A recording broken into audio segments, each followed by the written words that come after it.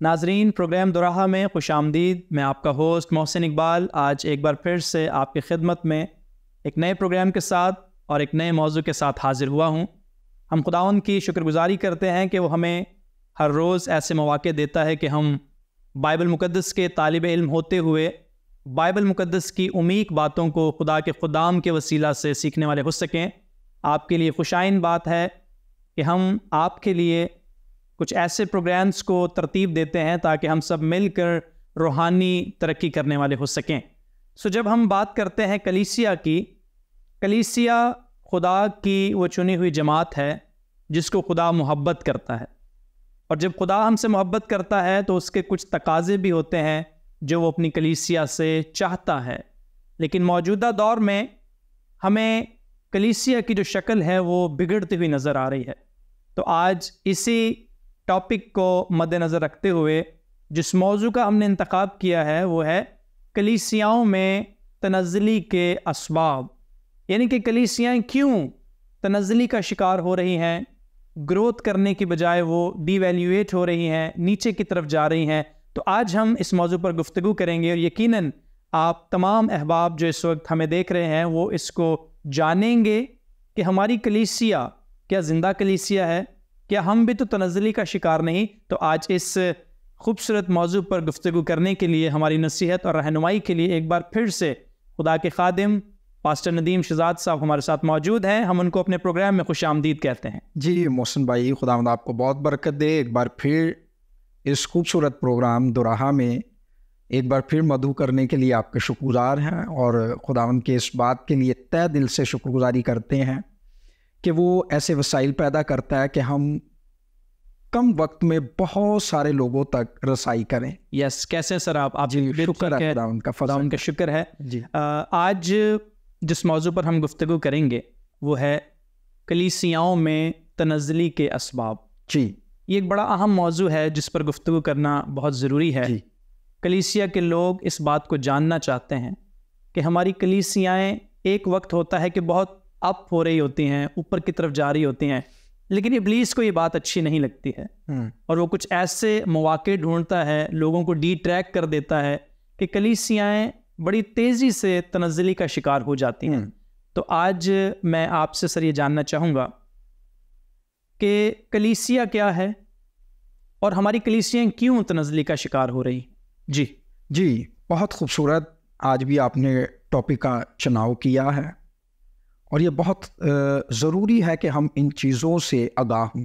Yes, तो जो पहला सवाल है वो ये है कि कलीसिया क्या है। जी, लोगों के अंदर ये बात है कि वो कलीसिया के मफ़हूम को समझे नहीं। श्योर, वो ये समझते हैं हमारा चर्च बहुत खूबसूरत है, हमारा चर्च जो है बहुत आलीशान है, हमारा चर्च बहुत बड़ा है, हमारे चर्च में बहुत सी फैसिलिटीज़ हैं, हमारे चर्च बहुत ज़्यादा इसकी इमारत जो है दूसरे चर्चेस से अलग है। yes. वो कलीसिया और चर्च की जो इमारत है उसमें फ़र्क नहीं कर पाते। ठीक है जी, देखें अगर हम किताब मुक़द्दस का मुताला करें तो कलीसिया मसीह का बदन है। यस, ठीक है जी, और ये हो नहीं सकता कि मसीह का बदन जो है तनज़्ज़ुली का शिकार हो। ऑल राइट, ये पॉसिबल नहीं। ठीक है जी, तो हमें ये जानना ज़रूरी है, जिस तरह आपने अपने शुरुआत में तारुफ में ये बताया कि कलीसिया परगज़ीदों का नाम है। यस, चुने हुए लोगों का नाम है। ठीक है, अगर चुनाव में देखें, हम जो कोई अदारा बनाते हैं, हम कोई तंजीम बनाते हैं, तो हमारी ये कोशिश होती है वेल एजुकेटेड लोग हों। यस, बहुत काबिल लोग हों। लेकिन करंथियों का ख़त पढ़ें तो खुदा की कैबिनेट देखे कैसी है कि उसने बेवकूफ़ों को चुन लिया, दुनिया के हकीरों को चुन लिया। और एक लफ्ज़ है, अगर किताब मुक़द्दस में ना होता तो शायद हम अपनी ज़ुबान पर ना लाते, कमीनों को चुन लिया। अब किताब मुक़द्दस में दर्ज है तो हमें भी दलेरी। तो ऐसी कैबिनेट उसने बनाई। ठीक है, अब जब बेवकूफ़ों को चुन लिया तो बेवकूफ़ ना रहने दिया। ये ज़रूरी बात है, ये ज़रूरी है। फिर अगर बेवजूदों को चुना है तो अब उनको एक वजूद बख्शा है, मुकाम बख्शा है। और पतरस खुदावंद का बंदा बड़ी खूबसूरत बात करता है, जब मसीह हमें मिल गया ना तो हमें एक मुकाम मिला है, हमें एक वजूद मिला है। पतरस खुदावन का बंदा कहता है पहले तुम कोई उम्मत ना थे, अब क्या हो, शाही काहिनों का फिरका, खुदा की खास मलकियत। आम नहीं है, आम नहीं, खास मलकियत। और आम और खास में हम ये देखते हैं कि जो खास चीज़ें होती हैं ना, बड़ा संभाल कर रखते हैं हम। यस, घर में, अपनी लाइफ में कई दफ़ा हम ये देखते हैं कि आम चीज़ों की हम परवाह नहीं करते, जो बहुत ख़ास होती हैं ना उनकी परवाह करते हैं। और जो खुदावन के लोग हैं वो उसकी नज़र में कितने ख़ास हैं। शाही कायनों का फ़िरका, मुक़द्दस कौम, और मुक़द्दस का मतलब अलग किए। अलग किए। अगर हम वाकई अलग किए हुए हैं तो दुनिया के लोगों में और कलीसिया के लोगों में, यानी चर्च के मेम्बरान में, जो हकीकी बदन खुदावन का है, हकीकी कलीसिया है, तो उसमें फ़र्क नज़र आना चाहिए जी। अब फ़र्क कैसे होगा जी? अब आते हैं दूसरे सवाल पर। पहला ये है कि कलीसिया वो है जो चुने हुए लोग हैं, परगजीदा हैं, अलग किए हुए हैं, और जब अलग किए हैं तो नज़र आए कि वाकई अलग हैं। अब दुनिया में रहो लेकिन दुनिया से काम ना करो, फ़र्क हो। खुशी भी मनाओ तो दुनिया के लोगों की तरह नहीं। हमारा रहन सहन बिल्कुल बदल देता है, और उस वक्त बदलता है जब हमारे अंदर मसीह जिंदा होता है जी। बहुत ज़रूरी है। पौलुस कहता है मैं जिंदा ना रहा। कौन जिंदा है जी? मसीह मुझ में जिंदा। मसीह मुझ में जिंदा है। तो जो जिंदा है तो मर्जी भी तो उसकी पूरी होना। यस। कई दफ़ा हम उसकी मर्जी नहीं पूरी करते, हम अपनी मर्जी को उसकी मर्जी के साथ जोड़ देते हैं जी, और अपने आप को धोखा दे रहे होते हैं और लोगों को भी धोखा दे रहे होते हैं। खुदावन की ये मर्जी है। खुद नुकसान उठा लिया अपनी गलतियों से, कह दिया खुदावन की ये मर्जी है। खुदावन की मर्जी नहीं है। जिनको अलग करता है उनकी फिक्र भी करता है वो। यस। उनको संभालता भी है। तो अब आते हैं जी तनज़ली की तरफ। ये क्यों है? तो फिर हमें अदन में जाना पड़ेगा। ओके, ठीक है जी। अदन में देखे तनज़ली कब आई जी? कब आई? जब तालीम बिगाड़ दी गई। यस। खुदावन ने तालीम दी। खुदावन ने कहा कि तू हर दरख्त का फल बेरोक टोक खा सकता है। खुदा की मोहब्बत देखें कितनी आसानी है इंसान के लिए। खुदावन ने ये नहीं कहा कि एक का खाना है बाकियों का नहीं खाना। इंसान के लिए आसानी, जितना वो कर सकता है, जो वो कर सकता है, खुदावन ने वही तकाजा किया जी। यस। तो हम बात कर रहे हैं तनज़ली क्यों है। अदन में भी कब तनज़ली आई? जब तालीम बिगाड़ दी गई। तो खुदावन ने तालीम दी कि इस शजरे ममनुआ का फल नहीं खाना जी, जिस रोज खाओगे क्या होगे जी? मर जाओगे। और इब्लीस आया और इब्लीस ने कहा मरोगे नहीं। पहले उस फल को, शजरे ममनुआ के फल को देख रहे हैं तो उन्हें क्या नजर आ रहा है? मौत। क्योंकि खुदावन ने कहा था तुम नहीं मर जाओगे। पीछे तालीम बिगाड़ दी गई।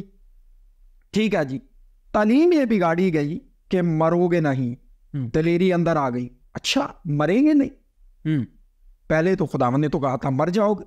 इब्लीस कह रहा है मरोगे नहीं, बल्कि खुदा जानता है कि तुम नेकोबद की पहचान को जानने में उसकी मानिंद बन जाओगे, खुदा की मानिंद। यस। अब देखें उसने शिकार भी कैसा किया।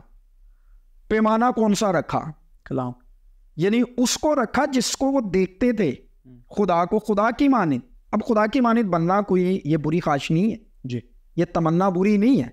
लेकिन बुरी उस वक्त है जब खुदा के कलाम को बाला ताक रख दिया जाए, जब खुदा का कलाम जो है वो उसकी हुक्मदुली हो, और फिर उसके पीछे हमारा खुदा की मानिंद बनना हो। ये गलत है, ये गलत है। अब इसने तालीम बिगाड़ी। अब जब उस शजरे ममनुआ के फल को देख रहे हैं उनको मौत नजर आ रही है। अब इसने कहा मरोगे नहीं। उसने कहा अच्छा, अब नजर आ रहा है। अच्छा, अकल बख्शने के लिए क्या है जी? खूब है। आंखों को अच्छा लगा, ठीक है, खुशनुमा लगा। और खाने के लिए क्या कह रही है?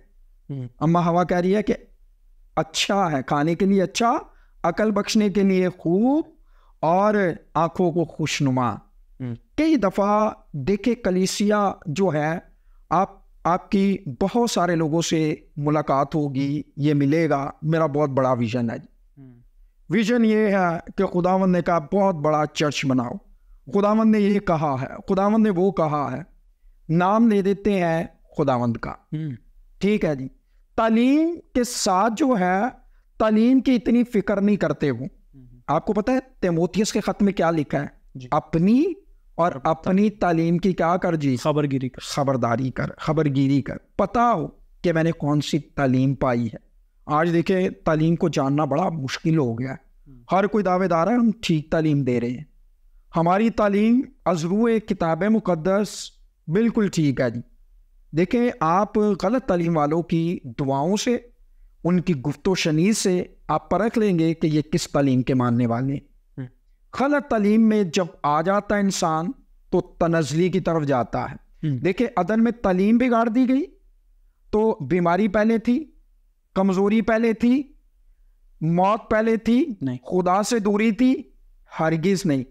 तालीम बिगड़ गई, तनज़ली उसी वक्त से क्या हो गई जी, शुरू होगी। और अदन में भी यही हुआ, यानी कि सब कुछ चेंज हो गया, सब कुछ चेंज हो गया। बड़ा ज़बरदस्त पॉइंट आपने एलाबरेट किया है। और पहला पॉइंट ही बड़ा ख़ास है कि तनज़ली की जो शुरुआत है वो तालीम के बिगड़ने से है, क्योंकि उसमें सिक्के का रुख ही चेंज हो जाता है कि पहले कहा गया है कि तुम इसको ना खाना जी, लेकिन जब कोई मुखालिफ है जी और उस मुखालिफ ने कह दिया है कि कुछ नहीं होगा। बिल्कुल बिल्कुल। 3 आजमाइशें जो हैं, जो आपने बयान की हैं कि देखने के लिए आंखों के लिए खुशनुमा है और जिंदगी की। आज भी ये चीज़ें मौजूद हैं कलीसिया में। बिल्कुल ऐसे ही कि अगर तालीम पर फोकस नहीं है या हमारी उतनी इंफॉर्मेशन नहीं है जी, बिल्कुल, या हमारे पास उतने वसाइल नहीं है और हम डी ट्रैक आसानी से हो जाते हैं, बिल्कुल ऐसी। इसका क्या रीज़न है कि हम कलीसिया तो हैं जी, तनज़ली का शिकार होने की जो सबसे बड़ी वजह आपने एक तो बयान कर दिया है कि तालीम का सही ना होना और उसके बरअक्स उसके उल्ट चले जाना। बिल्कुल। इसकी कई एक और वजूहात में से कोई एक बयान कीजिए। इसकी बेसिकली वजह जो एक बड़ी बनती है वो लीडरशिप है जी। अच्छा जी, आज देखें चर्चिस में अगर हम लोगों को ईमान पर खड़ा कर रहे हैं, लोगों को बहुत सारी चीज़ों की तालीम बता रहे हैं, तो जो बुनियादी तालीम है कि हक और बातिल में आपने क्या करना है, इम्तियाज़ करना है। देखिए, अदन में यही हुआ था। हक और बातिल में अगर इम्तियाज़ होता तो मैं समझता हूँ यहाँ तक नौबत ना पहुँचती। यानी कि खुदा और इब्लीस में अगर हम इम्तियाज़ कर लेते कि जो हमारी फ़ायदे में बात है वो तो खुदा ने कही है, ओके। तो यहाँ पर ये होता है कि बहुत सारे लीडरशिप में मैंने देखा है कि कहीं ऐसा ना हो कि तालीम पर बात की या बहुत मलामत की। आज मलामत का कलाम भी कलीसिया में ख़त्म हो चुका है। तंबी लोग सुनना पसंद नहीं करते, मलामत को कबूल नहीं करते। खुदावंद का बंदा बुजुर्ग दाऊद कहता है मैं मलामत से खूब क्या होता हूँ जी, शेर होता हूँ। आज पासवान डरते हैं, अगर मैंने मलामत की, अगर मैंने तंबी की, कलीसिया ना चली जाए, कम ना हो जाए, चंदा और दया की कम ना हो जाए। देखे वजह यह है, देखे जब खुदावंद यीशु मसीह ने कितने शागिर्द थे जी, 70 को चुना जी, ठीक है, और कितने रह गए जी, 12। उसमें भी फिक्र नहीं की, कहा जाना चाहते हो चले जाओ, जबर नहीं है। लेकिन जो सच है, जो हक है, उसको बयान करने से कोई इसमें कॉम्प्रोमाइज नहीं है, कोई लचक नहीं है, कोई इस बात का खौफ नहीं है। जब सच्चाई अंदर है खौफ नहीं होगा। जब हक पर होंगे आपको किसी किस्म का खौफ नहीं होगा कि लोग चले जाएंगे। हाँ, किताब मुकद्दस में लिखा है जो दरख्त मेरे बाप ने नहीं लगाया वो जड़ से खाड़ दिया जाएगा। तो इसमें लीडरशिप की बहुत ज़्यादा कमज़ोरियाँ हैं कि लोगों को तालीम की तो बात कर रहे हैं, लेकिन ठीक तालीम है क्या वो भी तो लोगों को बताए, इम्तियाज़ तो करे। अब कैसे करेंगे वो? अगर एक आदम कह रहा है कि फ़लाँ डिनोमिनेशंस की तालीम गलत है, तो खुद उस पुलपट पे खड़ा होकर साथ क्या कर रहा है जी, इबादत कर रहा है, खुद उनके साथ बैठ कर इबादत कर रहा है। और जब कलीसिया को कहेगा कि ऐसों के साथ नहीं मिलना, तो फिर क्या होगा? लोग बदसन होंगे ना, और उनको समझ नहीं आएगी कि ठीक तालीम क्या है। अगर ये गलत होते तो उनके साथ क्यों बैठे हुए हैं, अगर ये गलत होते तो उनके साथ क्यों इबादत कर रहे हैं, जब खुद कर सकते हैं हमें क्यों मना कर रहे हैं। All right. आपने बहुत खूबसूरत बात की है पादरी साहब। तो मैं ये जानना चाहूँगा, इसको मज़ीद थोड़ा सा हम आगे बढ़ाएंगे कि पहली बात तो हमने की है कि तालीम का सही होना बहुत ज़रूरी है, और दूसरी बात कि जो हमारे लीडर्स हैं या जो चर्चेज़ में प्रीच करते हैं उनके पास भी तालीम का सही होना बहुत ही ज़रूरी है जी। क्योंकि जब वो तमाम तरह के जो लोग हैं उनसे मुलाकात करते हैं, लेकिन कलीसिया को ये कह रहे होते हैं कि इनसे नहीं मिलना, नहीं। और ख़ुद आपने कहा कि वो खुद मिल रहे होते हैं। जी, जी। तो ये भी एक कलीसिया की तनज़ली का एक सबब है। जी बिल्कुल। लेकिन अब इन सवालात के बाद जो हमारे सुनने वाले नाजरीन हैं, जुस्तजू ये पैदा होती है कि हमारे पास कौन सा ऐसा पैमाना है, कौन सी ऐसी शय है जिसकी वजह से हमें मालूम होगा कि हम सही तालीम पर हैं या नहीं। बिल्कुल खूबसूरत बात की आपने। और देखिए, हर चीज़ का दुनिया में एक पैमाना है। यस। आप कपड़ा लेने जाते हैं तो उसके लिए नापने के लिए एक पैमाना है। यस। जो तोल में है उसके लिए एक पैमाना है। तो हमारे पास पैमाना क्या है? तो हमारे पास खुदा का कलाम जो है, इससे बढ़कर पैमाना क्या होगा? All right. ठीक है जी। फिर बात यह है कि खुदा का कलाम तो है, लेकिन कई दफ़ा कॉन्टेक्स्ट को, सियाकुसबाग को जानते नहीं, तफसीर वो कर दी। ठीक है, सियाकुसबाग क्या कह रहा है, और किताब मुकद्दस में बेटे की बाबत लिखा है कि वो खुदा की ज़ात का परतो और उसकी ज़ात का क्या है जी? नक्श है। उसके जलाल का परतो और उसकी ज़ात का नक्श है। तो बेटे को जानना बहुत ज़रूरी है। यस। ठीक है। और यूहन्ना की इंजील में लिखा है कि हमेशा की ज़िंदगी इस बात में है कि तुझ खुदाए वाहिद और बरहक और यीशु मसीह को जाने जिसको तूने भेजा है। तो बेटे को जानना बहुत ज़रूरी है जी। ठीक है जी। और बेटे को कैसे जानेंगे हम? किसी के करैक्टर को देखकर हम बेटे को नहीं जान सकते, किसी की गुफ्तगू से हम बेटे को नहीं जान सकते। हमारे पास खुदा का पैमाना, कलाम है जो पैमाना है। और किताब मुकद्दस में जो सच्चाइयाँ हैं वो आपके सामने आया हैं। ठीक है जी। तो इन सच्चाइयों से वाकिफ होना बहुत ज़रूरी है। आप अगर कोई तफसीर करता है उसका मुआजना करें। और ठीक तालीम वो है जिसमें आप जब तालीम दे रहे हैं तो एक आयत जब बात कर रही है तो दूसरी आयत उसके मुतज़ाद ना हो। सारी आपकी तालीम तमाम किताब मुकद्दस की आयात पर बैलेंस हो। ब्रिजिंग होनी चाहिए आयात। बिल्कुल। ब्रिजिंग अगर नहीं है तो उस तालीम में फिर डाउट है कि ये ठीक तालीम नहीं है। Okay, all right. पैमाना खुदा का कलाम है जी। ये भी एक बड़ी वजह है कलीसिया की तनज़ली की कि वो कलाम मुकद्दस की आयत में ब्रिजिंग नहीं कर पाते जी। एक आयत अगर उससे तजाद में है तो वो किस कॉन्टेक्स्ट में समझना बहुत ज़रूरी है। और ये उसी वक्त मुमकिन है कि जब एक पासवान उसको बेहतर तौर पर कलीसिया को प्रीच करेगा। यस। क्योंकि लिखा है शराब करने वाला खुद पहले क्या होता है। अगर खुद गलत तालीम के झोंके में आए हुए हैं, बह रहे हैं, तो लोगों को क्या सिखाएंगे हम? आज देखिए, बेटे को जानते नहीं है। बेटा सिर्फ जिस्म है, बेटा सिर्फ जो है बदन है। तो अगर बदन है तो मसीह ने कहा बदन से कुछ फ़ायदा नहीं है, जिस्म से कुछ फ़ायदा नहीं है। तो कलीसिया की तनज़ली की तीसरी वजह यह है कि किताब मुक़द्दस की उन आयात को जो जिस तरह सियाकुसबाग बताता है उस कॉन्टेक्स्ट में समझते नहीं।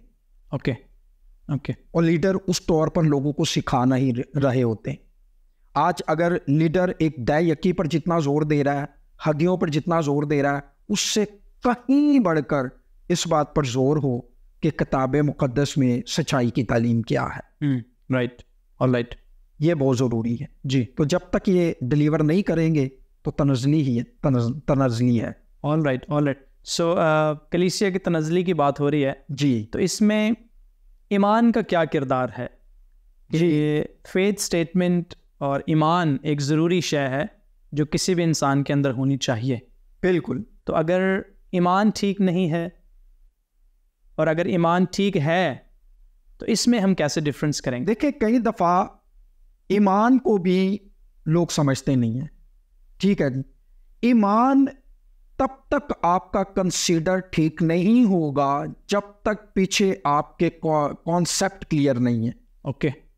आज देखें, किताब मुक़द्दस में मिलता है हमें बदरूहें यीशु मसीह को देखकर क्या कह रही हैं जी? तो खुदा का बेटा है। तो वक्त से पहले हमें अजाब में क्यों डालने आ गया है? बदरूहों को पता है खुदा का बेटा है, और उनको ये भी पता है कि वक्त से पहले हमें कहाँ डाल सकता है जी? वो इंसान कर सकता है जी? इंसान नहीं कर सकता। वो ये इख्तियार किसके पास है जी? खुदा के पास। फिर इस बात को कि बेटे पर ईमान रखते हैं। हम भी मानते हैं जी खुदा का बेटा है, लेकिन क्या मानते हो, किस तरह मानते हो? उस बेटे की आपके पास क्या तालीम दुरुस्त है, क्या कॉन्सेप्ट क्लियर है? अगर सिर्फ बेटा बशर है तो एक बशर पूरी बनीनो इंसान को निजात नहीं दे सकता। पहली बात कि बशर कफारा नहीं दे सकता जी, ठीक है जी। तो इसके लिए बहुत ज़रूरी है, ईमान पर तो है, लेकिन पीछे आपके कॉन्सेप्ट, जिस ज़ात पर आपका ईमान है उस ज़ात के हवाले से आपका कॉन्सेप्ट क्लियर होना बहुत। खुदावंद का बंदा बुजुर्ग दाऊद कहता है बेटे को चूमो। यस, अभी बेटा मुजस्सम नहीं हुआ, अभी बेटा दुनिया में नहीं आया, कॉन्सेप्ट क्लियर हो गया। खुदावंद ने उसके सारे कॉन्सेप्ट क्लियर कर दिए। बेटे को चूमो, यस, क्यों कह रहा है?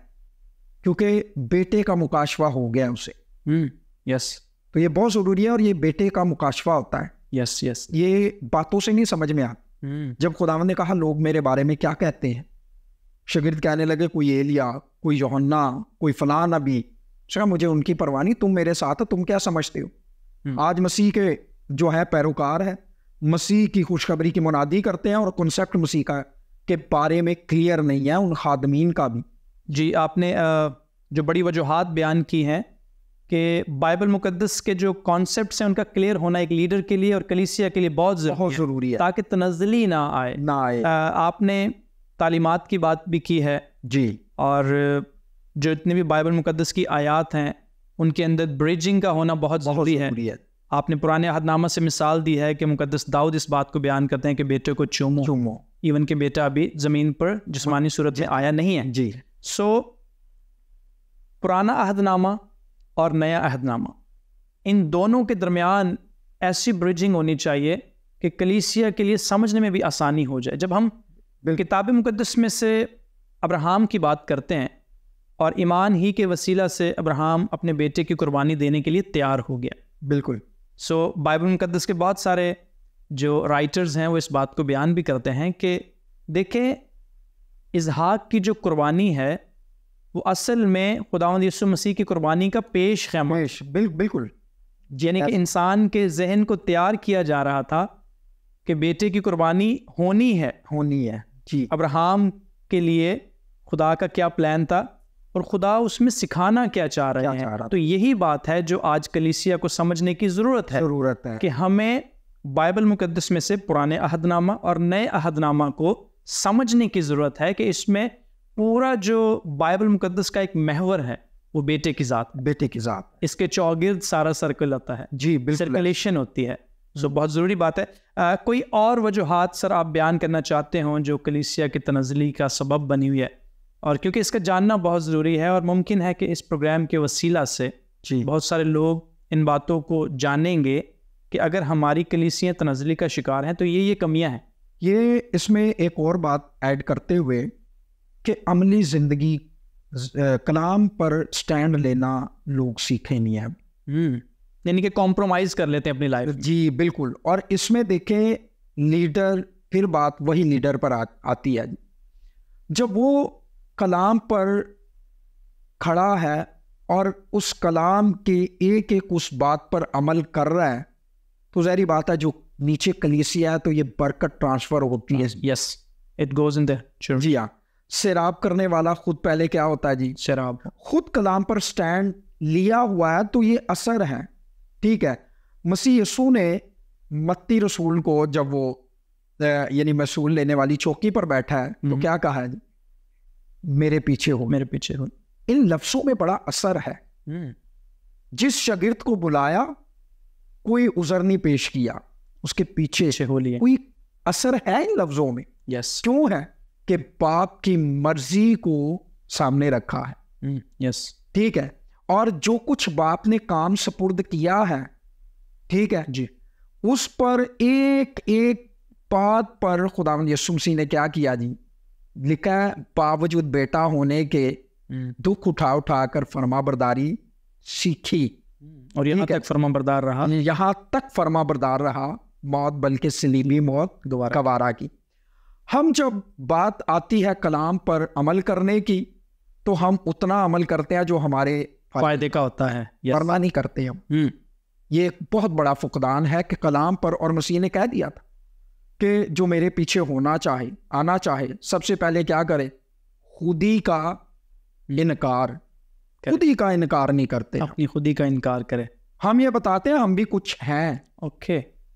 हमारे अंदर से जब खुदी निकलेगी तो खुदी कैसे निकलेगी? खुदी इसी ऐसे निकलेगी कि जब हम खुदा के रूह को अपनी जिंदगी में वेलकम कहेंगे।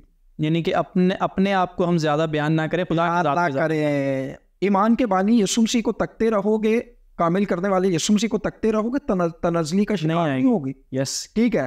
अब तकते रहने का मफहूम क्या है?